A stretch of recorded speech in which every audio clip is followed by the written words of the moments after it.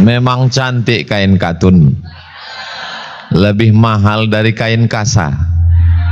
Kalau memang mau balas pantun, nantilah sesudah buka puasa. Saya tadi duduk dengan Prof. Jurnalis Udin dari mulai sebelum meletusnya G30 SPKI, bercerita sampailah tahun 67 ketika tanah ini masih harganya 100.000 per meter, sampai sekarang 100 perak semeter, sampai sekarang 100 juta. Jadi ketika ngobrol lama, yang dalam pikiran saya, berapa umur profesor ini? Cuman di barat, salah satu yang pantang untuk ditanyakan adalah umur. Tidak boleh nanya umur. Saya pun kalau ditanya orang, umur berapa Ustadz? Selalu saya jawab, umur itu masalah rasa, bukan angka. Sampai akhirnya Pak Dr. Endi, Wakil Rektor 5, satu-satunya Wakil Rektor 5 di seluruh dunia, mengatakan umur Prof sekarang 87 tahun. Berarti saya hitung-hitung, kalau saya umur 87 itu tahun 2065 nanti datang lagi kemari.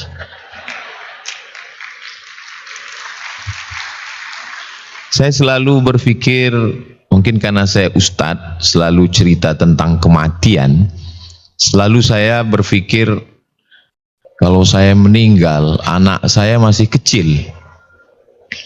Tapi setelah ketemu dengan Prof, saya merasa jauh lebih muda sekarang. Betul kata orang, bercerita dengan orang berilmu itu sama dengan duduk di perpustakaan berhari-hari. Karena kalau kita baca buku, belum tentu kita faham. Dan andai kita faham, belum tentu kita ingat. Tapi kalau kita ngobrol, itu kita dapat banyak ilmu. Khairu jalisin fiz zamani kitabun.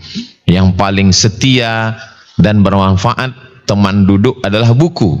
Tapi buku tidak bercerita, karena buku hanyalah torehan tinta di atas kertas. Tapi kalau bercerita dengan orang, banyak hal yang bisa kita tanyakan. Nah, saya diberi tema, tapi juga diberi pertanyaan oleh Prof. Wa idza sa'alaka ibadi anni fa inni qarib. Kalau engkau wahai Muhammad sallallahu alaihi wasallam ditanya di mana Tuhan itu, katakan aku itu sangat dekat. Maka tentang teori di mana Tuhan banyak sekali. Karena Tuhan itu tidak kelihatan, maka orang yang tidak berilmu, apalagi tidak beragama, menyatakan antara Tuhan dan hantu beda-beda tipis. Tuhan, Tuhan, Tuhan, Tuhan, hantu. Karena sama-sama tidak kelihatan. Jadi ada orang yang meyakini yang ada itu yang kelihatan ini. Bisa ditangkap dengan panca indera, bisa dilihat, bisa didengar, bisa dicium, bisa dirasa, itulah yang ada. Maka kelompok ini disebut dengan kelompok material, benda. Maka kalau ada perempuan yang suka hanya pada benda, disebut dengan cewek materi. Materialism dalam bahasa Arab disebut dengan filsafat wujudiyah.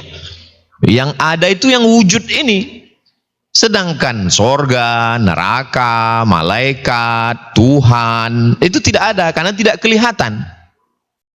Tokohnya dari Yunani namanya Demokritos. Lalu kemudian dalam sejarah Al-Quran sebetulnya jauh lebih tua lagi dari sejarah Yunani. Ada yang begitu ketika Nabi Musa membawa Bani Israel menyeberang dari Mesir menuju Palestina. Semoga Allah menolong saudara kita di Palestina. Ketika itu Bani Israel melihat orang sedang menyembah Tuhan yang kelihatan. Maka mereka meminta kepada Nabi Musa, "Ya Musa, lan nu'mina laka hatta narallaha jahrah." Kami tidak percaya kepadamu sampai kami melihat Tuhan itu nyata, kelihatan seperti Tuhan mereka. Jadi sebenarnya filsafat materialisme ini masuk ke dalam Yunani, masuk ke dalam Yahudi, dan masuk ke dalam orang modern sekarang. Dia mau Tuhan itu real, nyata, kelihatan. Saya ketika ketemu dengan Kohani, seorang Tionghoa yang masuk Islam, sekarang jadi dai, saya tanya, Kohani kan sudah masuk banyak agama, sudah coba semua, kenapa memilih Islam? Kata dia, satu-satunya agama yang Tuhannya nggak kelihatan Islam ini. Yang lain kelihatan semua, Pak Ustaz. Jadi tidak semua yang bisa dilihat itu ada, dan tidak semua yang tidak bisa dilihat itu tidak ada. Kalaulah karena tidak bisa dilihat lalu dia tidak ada, lalu bagaimana dengan telinga kita? Telinga tidak bisa kita lihat, tapi dia ada. Dan jangankan wajah Tuhan, muka kita sendiri pun tak bisa kita tengok. Kapan orang bisa melihat wajahnya? Ketika dia berdiri di bawah pohon rindang, lalu di bawah pohon rindang itu ada kolam air. Dan ketika dia mau minum, dia lihat ada wajahnya, dia terkejut. Itulah cikal bakal awal pertama orang mau buat cermin. Tapi kaca cermin juga tidak jujur. Telinga kanan kelihatan di sebelah kiri. Kalaulah semua yang ada itu mesti kelihatan. Tadi saya sebelum kemari naik pesawat dari Pekanbaru, itu koper, tas semua masuk dalam satu kotak. Dan kotak itu bisa melihat apa yang ada dalam tas saya. X-ray. Ketika dibuka cahaya X-ray tidak kelihatan. Tapi sebenarnya dia ada. Kenapa bule beli tiket pesawat, bayar hotel, pergi ke Pantai Kuta untuk berjemur? Hanya untuk menghitamkan kulit dengan adanya ultraviolet. Dan kita yang sudah hitam sibuk membeli skincare supaya putih. Nah, tidak semua yang tidak kelihatan itu lalu tidak ada. Sekarang yang ada ini ada. Saya ada, bapak ada, ibu ada, harta ada, rumah ada, mobil ada. Tapi ketika malaikat maut mencabut nyawa, yang ada ini menjadi tidak ada, yang tidak ada menjadi ada. Makanya kalau ada orang yang nantang-nantang kita, mana itu roh, mana itu malaikat, mana itu surga, mana itu neraka, mana itu Tuhan? Bagi bapak ibu dokter tentu mudah, bawa aja suntik mati. Kau mau melihat? Sini ku suntik. Lalu sebenarnya Tuhan itu di mana? Kalau dikatakan sangat dekat, wa nahnu aqrabu ilaihi min hablil warid. Kami sangat dekat dengan hamba itu, lebih dekat dari urat lehernya sendiri. Oh, kalau begitu dia di dalam. Ternyata Tuhan itu ada di dalam, kata sebagian orang. Maka Allah menyatakan dirinya walam yakullahu kufuwan ahad. Dia tidak sama dengan satu makhluk apapun. Jadi yang bisa dihukumkan pada hukum makhluk, di atas, di bawah, di kanan, di kiri, di depan, di belakang, di dalam, di luar, itu hukum makhluk. Sedangkan Allah keluar dari hukum itu. Kalau dia berada di dalam diri saya, maka saya terjebak pada keyakinan namanya hulul. Hulul adalah Tuhan bertempat di dalam makhluk. Maka dalam akidah Ahlus Sunnah wal Jamaah, Allah maujud bila makan. Allah ada tanpa tempat. Dalilnya dua. Yang pertama, laisa kamitslihi syai'un. Dia tidak sama dengan makhluk. Yang kedua, ayatnya selalu kita baca, walam yakul lahu kufuwan ahad. Nabi Muhammad ketika Isra Mi'raj naik ke atas Sidratul Muntaha. Nabi Musa bermunajat naik ke atas Bukit Tursina. Nabi Yunus masuk ke dalam perut ikan, sama dekatnya dengan Allah Subhanahu wa ta'ala. Allah yang didoa, diminta, dimunajat di dalam perut ikan, dengan Allah yang diminta di atas Bukit Tursina, dengan Allah yang dimohonkan di atas Isra Mi'raj, sama dekatnya. dengan Allah yang kita mohonkan hari ini. Jadi kalau ada orang mengatakan, saya mengapa merasa Tuhan itu jauh sekali Pak Ustadz, itu perasaan Allah kali. Ayat yang dibacakan Prof itu kalau kita urutkan, itu awalnya Al-Baqarah 183. Ya ayyuhalladzina amanu kutiba alaikumus shiyamu kama kutiba alal ladzina min qablikum la'allakum tattaqun. Puasa. Setelah itu masuk 84. Ayyaman ma'dudat. Faman kana minkum maridan aw ala safarin fa'iddatun min ayyamin ukhar wa 'alal ladzina yutiqunahu fidyatun ta'amu miskin. Faman tatawwa'a khairan fahuwa khairul lah wa an tasumu khairul lakum in kuntum ta'lamun. 185. Syahrul Ramadan alladzi unzila fihi al-Qur'an hudan lin-nasi wa bayyinatin minal huda wal furqan. Faman syahida minkumus syahra falyasum wa man kana maridan aw 'ala safarin fa'iddatun min ayamin ukhar yuridullahu bikumul yusra wa la yuridu bikumul usra wa litukmilul iddata wa litukabbirullaha 'ala ma hadakum wa la'allakum tashkurun. Masuk Al-Baqarah 186. Wa idza sa'alaka ibadi anni fa inni qarib. Ahli tafsir, kenapa ayat ini diletakkan dengan puasa? Kenapa ayat tentang kedekatan dengan Tuhan itu diletakkan di dekat ayat puasa? Karena ternyata orang yang sedang puasa merasa sangat dekat dengan Tuhan. Makanya di siang Ramadan ini hampir tidak ada korupsi. Karena orang dekat sekali dengan Tuhan. Malam nggak tahu ya. Cobalah siang Ramadan, masuk mahasiswa ke dalam toilet, begitu bak tempat air itu dilihat, itu seperti melihat cincau. Tinggal ngasih santan dengan gula merah saja.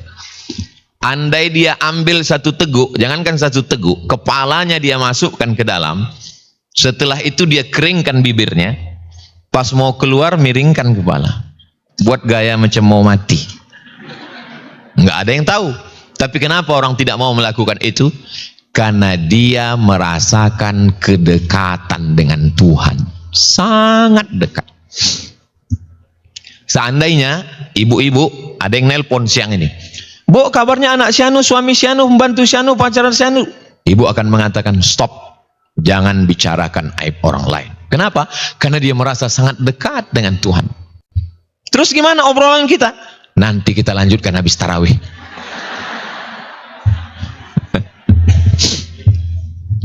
Apakah Tuhan yang disembah di bulan Ramadan itu beda dengan yang disembah di bulan Syawal? Sama. Maka yang ada di dalam diri kita itu adalah tanda-tanda kebesaran Tuhan. Apakah Pak Rektor hari ini ada? Ada. Dari mana kamu tahu? Mobilnya ada. Dari mana kamu tahu lagi? Pokoknya insting saya mengatakan ada. Perasaan saya ada. Dari mana kamu tahu? Karena saya tengok semuanya tertib, semuanya rapi. Berarti dia ada. Begitu jugalah dengan Allah Subhanahu wa taala. Allah menunjukkan tanda-tandanya.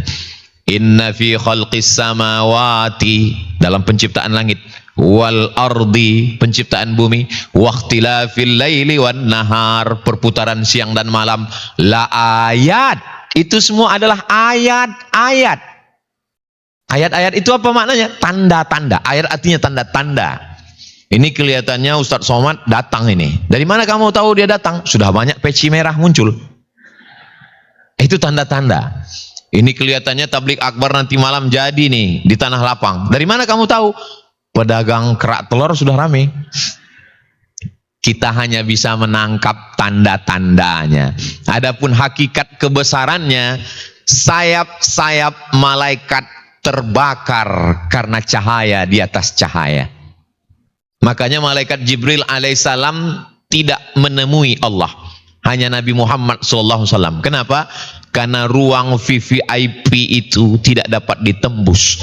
Kalau malaikat Jibril saja tidak sanggup, apalagi kita yang bukan apa-apa dan bukan siapa-siapa. Jadi kita hanya disuruh wa fil ardi ayatun lil muqinin Di bumi ini ada ayat-ayat tanda-tanda keberadaan Tuhan. Wa fi anfusikum afala tubsirun. Di dalam dirimu ada tanda-tanda, kenapa kamu tidak melihat? Dan yang paling bisa melihat tanda-tanda kebesaran Allah di dalam diri itu adalah mahasiswa Fakultas Kedokteran Yarsi. Loh, ini Ustaz Somad ini mentang-mentang ngomongnya di Yarsi, dia bilang Yarsi. Nanti ngomong di fakultas kedokteran lain, banyak orang yang belajar kedokteran, tapi tidak banyak orang yang belajar keislaman. Satu belajar kedokteran, satu belajar keislaman, dua kutub yang berbeda.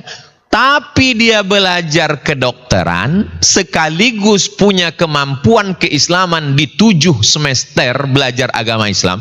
Itu hanya di Universitas Yarsi.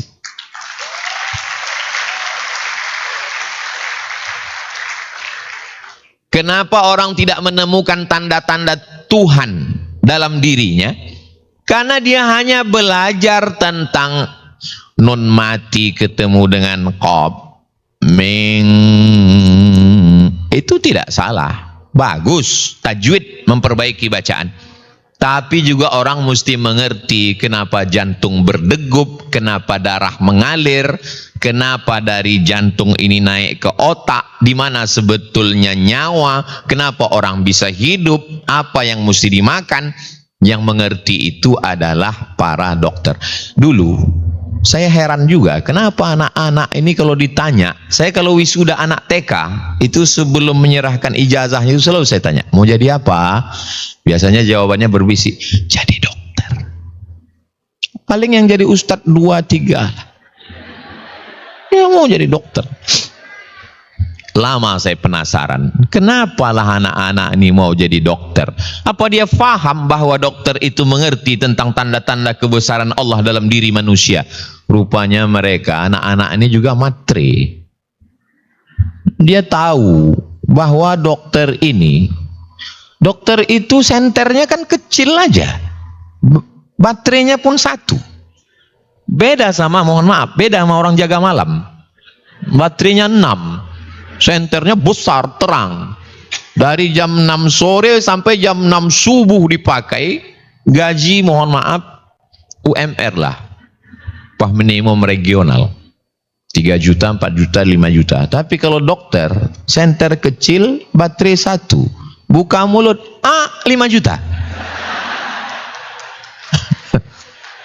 Itu baru buka. Makanya banyak pasien itu yang takut tutup, karena buka tutup beda. Mohon maaf, tukang itu martilnya besi palu godam dengan tangkai rotan memukul batu dari pagi sampai sore. Berapa gaji tertinggi tukang? Tapi dokter martilnya kecil aja, pukul lutut kiri 7 juta.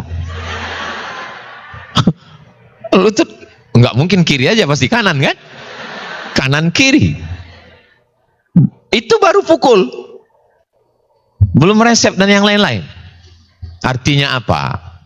Dokter ini dua-duanya dapat sesuai dengan doa yang ada dalam Quran. Rabbana atina fid dunya hasanah wa fil akhirati hasanah. Dunianya dapat, akhiratnya dapat. Kenapa?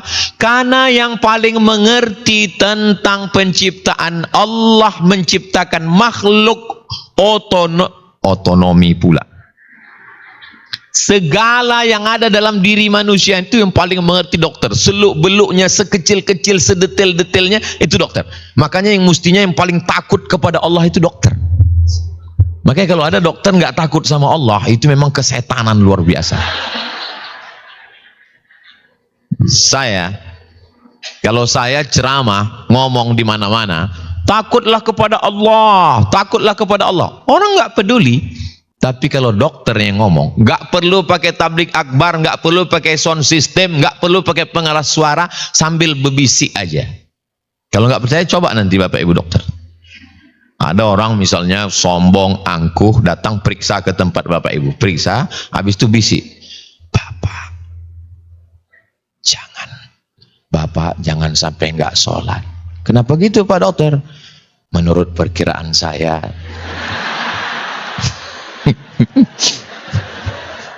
Cobalah. Pasti mereka lebih takut. Kenapa? Dan orang, masyarakat itu lebih percaya kepada dokter daripada ustaz. Kalau saya cerita, bapak ibu nanti akan mati, nggak percaya mereka. Tapi kalau dokter yang ngomong, bapak mati, percaya mereka. Makanya selalu saya katakan, jangan tambah rukun iman jadi 7. Antuk minabillah wa malaikatihi wa kutubihi wa rusulihi wal yaumil akhir wa bil qadri khairihi wa syarrihi wa bi dokter spesialis. Maka bersyukurlah. Orang tidak pernah mensyukuri jadi dokter itu karena dia menganggap itu sesuatu yang biasa aja. Saya yang biasa melihat kelingking dan menggunakan kelingking karena nggak pernah cedera, na'udzubillah, ya bagi saya kelingking ini biasa aja. Tapi begitu kelingking ini terluka, terkilir, jatuh, patah, gimana mau ngorek telinga? Nggak mungkin pakai jempol. Gimana mau ngupil?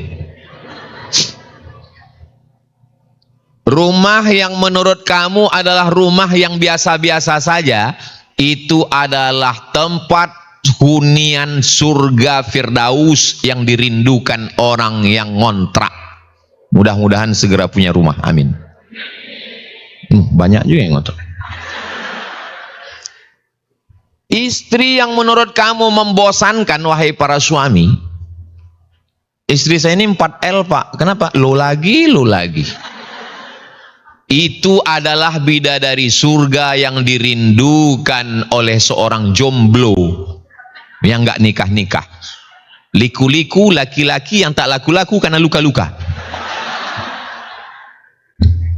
Suami yang menurut kalian, aku kalau ngelihat suamiku ini Pak Ustadz buat semak-semak kelambu aja. Jangan jadikan update status ya, kena saya nanti. Itu adalah suami yang dirindukan anak gadis yang sampai sekarang belum ketemu jodohnya dan selalu curhat ke saya, kapan dia datang Pak Ustadz? Mana aku tahu. Jadi menjadi dokter, menjadi pejabat di Universitas Yarsi, di Universitas Mulut, Gigi dan Mulut Yarsi, ini di bawah Yarsi ini ada 3 rumah sakit, universitas, dan spesialis lagi universitas, rumah sakit gigi dan mulut. Saya terus terang begitu disebut tadi gigi dan mulut, mendenyut gigi saya. Saya tentang masalah dokter gigi ini punya kenangan tersendiri. Waktu pulang tahun 2008, pulang dari Maroko, saya Abdul Somad LCMA, lagi cemas mencari anak gadis, belum menikah. Jadi datang kawan saya, dikasihnya lah alamat, Mat, kau pergi nanti ke jalan itu, nggak boleh sebut nama, nanti kalian cari. Di situ ada dokter gigi, belum menikah. Aku mau kau nikah sama dia. Terus saya bilang, saya ini orangnya penakut. Dari mulai kuliah S1, S2, Maroko, di Mesir, nggak pernah pacaran. Jadi saya termasuk yang tereliminasi. Saya bilang, nantilah. Nanti kalau aku sakit gigi, aku datang ke situ. Sampai 2 tahun saya tidak. Sampai akhirnya suatu ketika sakit gigi saya. Lalu saya cari kawan saya itu lagi, saya telepon. Ada lagi nomor dokter itu, saya mau periksa gigi, saya bilang. Kata dia udah pindah man, udah lulus PNS. Jadi pesan saya ke adik-adik, kalian kalau ada kesempatan, jangan menunggu sakit gigi. Saya sampai ke sini terbuka memori-memori kepala saya semua. Inna fi khalqis samawati, dalam penciptaan langit. Ketika orang berpikir tentang penciptaan langit, dia akan menemukan Tuhan. Itulah yang disebut dengan ilmu astronomi. Saya ulang, astronomi, bukan astrologi. Sekarang yang banyak ditekuni orang, yang disukai orang, astrologi. Bila bintang Anda Taurus, karena lahir bulan April, jangan menikah dengan perempuan Pisces. Karena ikan tidak pernah ketemu dengan kambing. Coba bayangkan kambing jatuh cinta dengan ikan. Apakah kambing mau hidup di air, dia gembung masuk angin, atau ikan akan bermutasi kemana-mana ceritanya ini? Maka yang ilmu bisa menemukan Allah itu adalah ilmu astronomi. Banyak orang mengatakan Nabi Ibrahim mencari Tuhan. Ketika Nabi Ibrahim melihat, falamma ra'al qamara bazighan qala hadza rabbi. Ketika Ibrahim melihat bulan, dia katakan ini Tuhan. Falamma afala qala la uhibbul afilin. Ketika siang datang, bulan hilang, berarti bulan bukan Tuhan, karena yang hilang bukan Tuhan.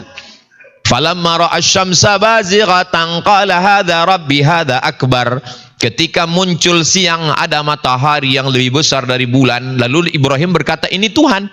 Falamma afalat, ketika hilang, berarti dia bukan Tuhan. Beda Nabi dengan filosof. Filosof mencari Tuhan. Sokrates, Demokritos, Thales, Aristoteles. Sedangkan Nabi tidak pernah mencari Tuhan.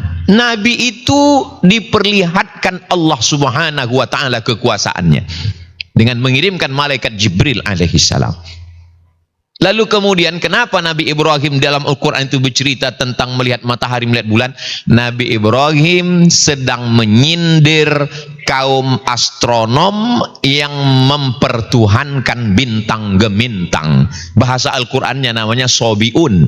Mereka menyembah bintang. Dan sampai hari ini masih ada orang yang menyembah bintang. Oh enggak ada Pak Ustadz, dia nyembah Allah. Memang betul dia Islam. Tapi segala gerak langkahnya, pagi mau investasi, dia buka dulu. Apa kata ramalan? Bila Anda lahir bulan Mei, bintang Anda Gemini, jangan transaksi Ahad pagi. Ustadz kok hafal juga ya? Saudaraku yang dimuliakan Allah Subhanahu wa taala. Inna fi khalqis samawati wal ardi, penciptaan bumi. Maka muncullah ilmu ketika manusia berpikir tentang bumi, muncul yang disebut dengan ilmu geologi. Bukan biologi, geologi, ilmu bumi. Ustaz Abdul Somad, ya, ternyata kampung saya itu dulu pernah tenggelam Pak Ustaz. Dari mana kamu tahu? Saya kan fakultas geologi Pak Ustaz.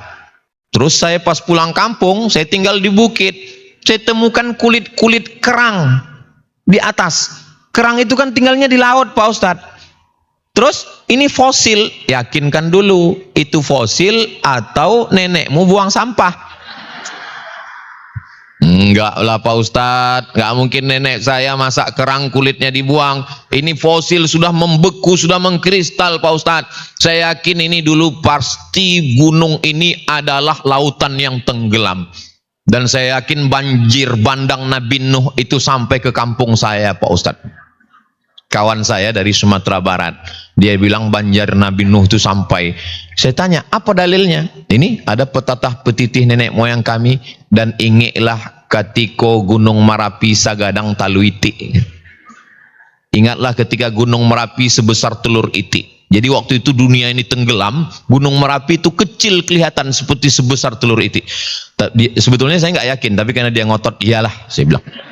Apalah susahnya menyenangkan hati kawan kan? Kita iyakan aja. Tapi bahwa dunia ini terdiri dari langit dan bumi, dan kalau itu diteliti orang akan menemukan Tuhan. Inna fi khalqis samawati wal ardi waqtilafil laili wan nahar, perputaran siang dan malam, meteorologi, klimatologi, geofisika, semua itu kemana arahnya? La ayatin, itu menjadi ayat-ayat. Kita kalau udah cerita tentang ayat-ayat, itu orang langsung ingat ayat-ayat cinta Pak Ustaz. La ayatin itu menjadi ayat. Tapi Allah tidak mengatakan linnas, bukan untuk manusia. Bukan semua manusia bisa menjadikan itu ayat. Liulil albab. itu hanya menjadi ayat bagi orang yang punya pikiran. Makanya filosof berkata, ketika aku berpikir, aku ada. Kapan kita ada? Ketika kita berpikir. Ketika kita tidak berpikir, berarti kita tidak ada. Apa yang membedakan kita dengan ayam? Ambil ayam, belah kepala ayam, ambil manusia, belah juga kepala manusia. Dan yang bisa membelah kepala manusia itu tidak dihukum adalah mahasiswa fakultas kedokteran. Ambil kepala ayam, ambil kepala manusia, belah kepala ayam, belah kepala manusia. Yang putih-putih macam santan di kepala ayam itu ada juga di kepala manusia. Lalu apa bedanya? Yang membedakan itu adalah akal, dan akal itu bukan sesuatu yang nampak. Makanya kalau ada orang mengatakan, saya baru percaya kalau Tuhan itu ada kalau dia nampak, dia kelihatan. Jangan lawan, tanya aja, kau berakal? Iya, tunjukkan akal kau mana? Enggak kelihatan, berarti kau enggak berotak. Jadi yang membedakan kita, akal dalam bahasa Arab diambil dari 3 huruf. Aqlun, ain, qaf, lam. Akal artinya tali. Kenapa akal itu disebut tali? Karena akal mengikat hawa nafsu. Manusia itu diikat dengan akal, sedangkan hewan itu diikat dengan tali. Maka kalau ada manusia yang tidak bisa diikat dengan akalnya, ikatlah dia dengan... Saya nggak ada ngomong begitu. Kadang netizen terlalu cepat mengambil kesimpulan. Allah Ta'ala memberikan kita manusia. Katanya makhluk yang paling cerdas sekarang adalah simpanse. Ini tanah. Di dalam bongkahan tanah ini ada anai-anai, serangga di dalam. Dan dibiarkan simpanse dibuatkan kandang di dekat sarang anai-anai. Bagaimana cara simpanse untuk mengambil? Simpanse ternyata berpikir. Dia ambil ranting kayu, dia masukkan ranting kayu ke dalam sarang serangga. Serangga yang menempel di ranting lalu dia makan. Dia berpikir bagaimana cara mendapatkannya. Tapi pikiran simpanse tidak berkembang pesat. Lalu kemudian apakah ada kemungkinan simpanse ini akan berpikir dan lebih cerdas daripada kita? Ya, mereka bisa lebih cerdas daripada kita. Mana buktinya? Planet Apes. Yang senyum udah nonton. Bahwa manusia merasa akan ada ancaman yang luar biasa. Orang barat itu katanya negara superpower adikuasa, tapi sebetulnya secara mental di dalam mereka adalah orang yang ketakutan. Orang Amerika kalau dia duduk di pinggir laut, di pinggir sungai, dia membayangkan akan ada makhluk dari dalam laut itu naik, namanya Godzilla. Kalau mereka lagi duduk-duduk di atas rumahnya melihat ke langit, dia membayangkan di atas itu akan ada satu makhluk yang giginya keluar dan ngences. Namanya aliens. Kalau dia lagi ngelihat mobil di parkiran mall, dia sendirian di bawah, dia merasa mobil ini nanti akan berubah. Namanya Transformer. Mereka selalu ketakutan sebenarnya. Penyakit manusia bukan diabetes meletus, bukan asam urat, asam lambung. Penyakit manusia yang paling mengerikan adalah pikirannya sendiri. Makanya orang-orang yang hidup di kota besar, ketakutan, kecemasan, kengerian, galau tingkat tinggi, berawal dari terlampau takut, menjadi stres, depresi, bunuh diri. Angka tertinggi bunuh diri di dunia bukan Amerika, bukan Indonesia. Angka tertinggi bunuh diri di dunia adalah Amerika, Eropa, Jepang, Korea. Orang Jepang stres dikit, ambil samurai harakiri, mati. Orang kita sudah pakai jaket oranye, hai.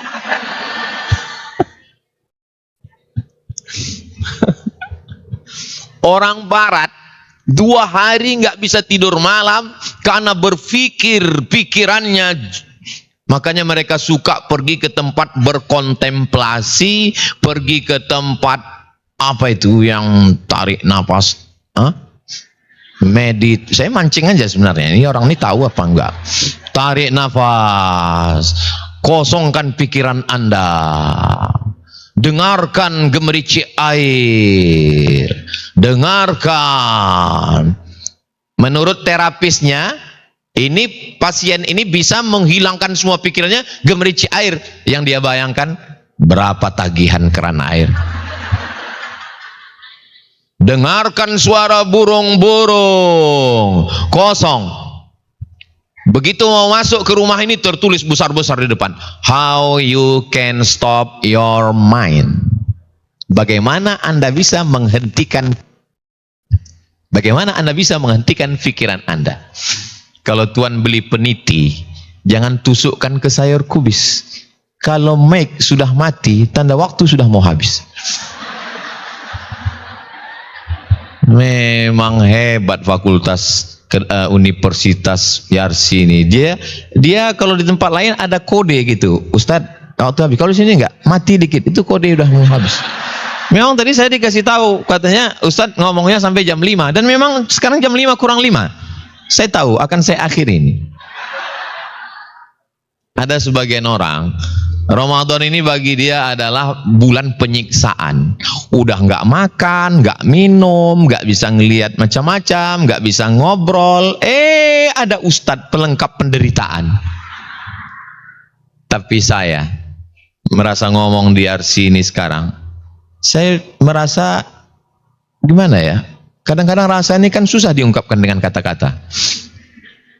Di mana sebenarnya letak rasa itu? Rasa itu di dalam. Innal kalama la fil fuadi, sesungguhnya rasa yang sebenarnya itu letaknya di dalam. Innama ju'ilal lisanu 'alal fuadi dalila, diciptakan lidah untuk mewakili rasa yang ada di dalam. Allah ciptakan lidah untuk berusaha mewakili rasa. Tapi lidah berusaha merangkai kata untuk mewakili rasa, kata selalu berdusta. Andai kata dirangkai begitu indah untuk mewakili rasa, kata terlalu miskin untuk bercerita tentang rasa. Andai saya ceritakan, rasaku belum tentu rasamu. Jadi, bagaimana perasaan kita kepada Allah Subhanahu wa Ta'ala? Ada seorang laki-laki yang jatuh cinta kepada seorang perempuan, tapi akhirnya dia tidak bisa menikah. Kalau adik-adik jatuh cinta kepada perempuan, menikahlah. Akan lahir anak-anak yang soleh dan solihah. Tapi kalau kalian tidak jadi menikah, maka akan lahir puisi-puisi yang indah.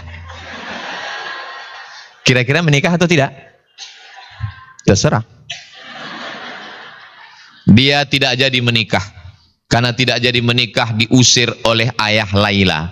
Perempuan itu bernama Laila. Akhirnya dia gila. Dan dia termasuk laki-laki yang sembuh didoakan di samping Ka'bah, kata Syekh Muhammad Mutawalli Asy'arawi. Sampai suatu hari dia ditanya, Qais, Alaila turidu amid dunya wa ma fi tawayaha. Pilih antara dua. Kau mau pilih Laila atau dunia beserta isinya? Apa kata Qais? Laghubaru ni'aliha ahabbu ilayya wa ashfa li balwaha. Debu yang menempel di sendal Laila lebih kucinta daripada dunia beserta isinya. So sweet. Seandainya begitu perasaan cinta manusia yang sudah mengenal Allah, kenal Allah karena mengkaji langit, kenal Allah karena mengkaji bumi, kenal Allah karena mengkaji diri, menjadi dokter, tahu betul seluk-beluk dari mulai gigi, bola mata, tulang, SPOT, spesialis ortopedi, SPOG, spesialis objin. Akhirnya dia muncul rasa takutnya, dari takut muncul rasa cinta. Melihat sendal debu menempel di sendal Laila lebih kucinta daripada dunia beserta isinya, maka yang paling cinta dan takut kepada Allah itu semestinya adalah dokter, dan dokter-dokternya itu adalah alumni dari Universitas Yarsi, insyaallah.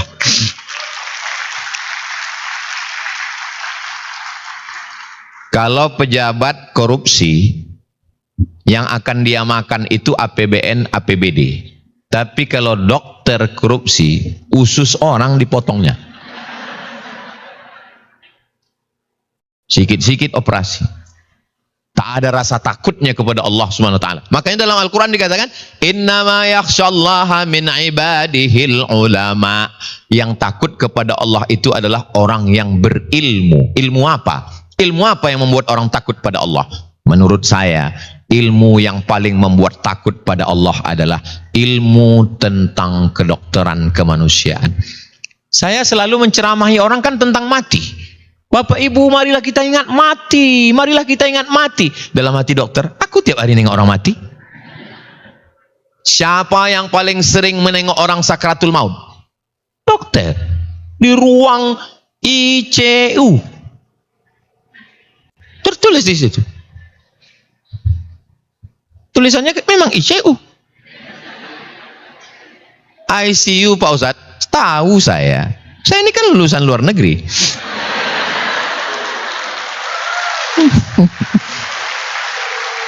Kenapa namanya ICU? Karena memang kalau kita masuk ke dalam, itu ada kelanjutannya. ICU, you don't see me. Aku ison delok sampean, sampean ora ison delok aku. Siapa yang paling mengerti tentang, saya cuma hafal bunyinya aja. Tit tit tit tit tit tit. Innalillah. Yang paling mengerti itu adalah dokter. Makanya kalau ada dokter yang ngomong agama, orang percaya. Datang seorang anak penghafal Quran 30 juz, dapat beasiswa ke Madinah dan dapat beasiswa ke Fakultas Kedokteran. Nanya ke saya, Ustadz, saya lebih baik melanjutkan ke Madinah atau ke Fakultas Kedokteran? Kalau kau lanjutkan ke Madinah S1, S2, S3, kau akan jadi dokter tafsir, dokter hadis, sudah banyak dosen. Tapi kalau kau lanjutkan ke Fakultas Kedokteran, kau akan jadi dokter yang hafal Quran, ceramahmu bergizi, berkualitas, kau cerita tentang penciptaan manusia dalam kandungan, kau kaitkan dengan ilmu kedokteran, dan saya kemana-mana bisa ngomong, tuh hafal Quran tapi dokter spesialis. Insya Allah Pak Ustadz, sampai sekarang nggak pernah ketemu lagi. Nggak tahu entah kemana dia. Ternyata kalau ngomong di depan orang yang cerdas itu nggak terasa waktu begitu cepat berlalu. Saya terus terang, ceramah yang paling berat itu ceramah di bulan Ramadan inilah. Karena Ramadan ini susah orang fokus. Tapi di ruang ini seperti nggak Ramadan.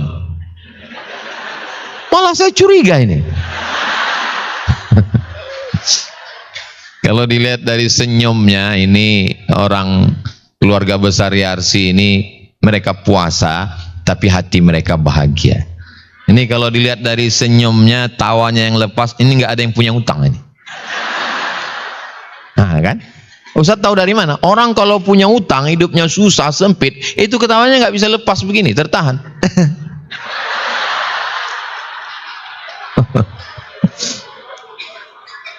Masya Allah, tabarakallah. Saya diberikan judul Al-Quran dan Ramadan, tapi ngomongnya entah kemana-mana. Tapi saya yakin dan percaya, orang-orang di kedokteran itu kan cerdas-cerdas.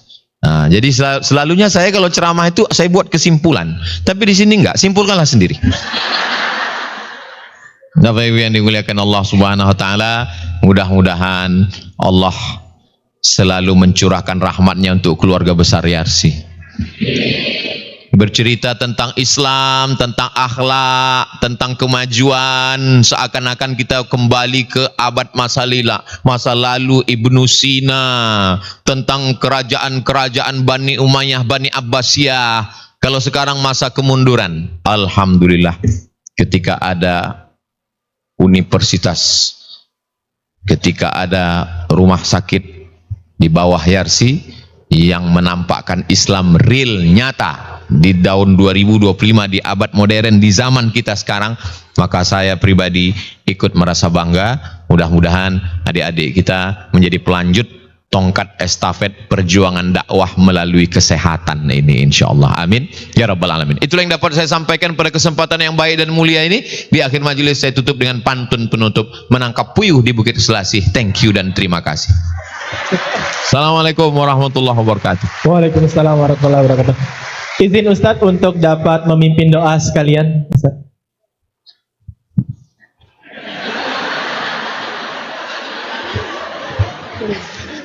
Saya sangka doanya Allahumma lakasumtu. Saya tengok jam masih lama. Semoga Allah mencurahkan rahmat berkahnya, kita diberikan sehat zahir dan batin.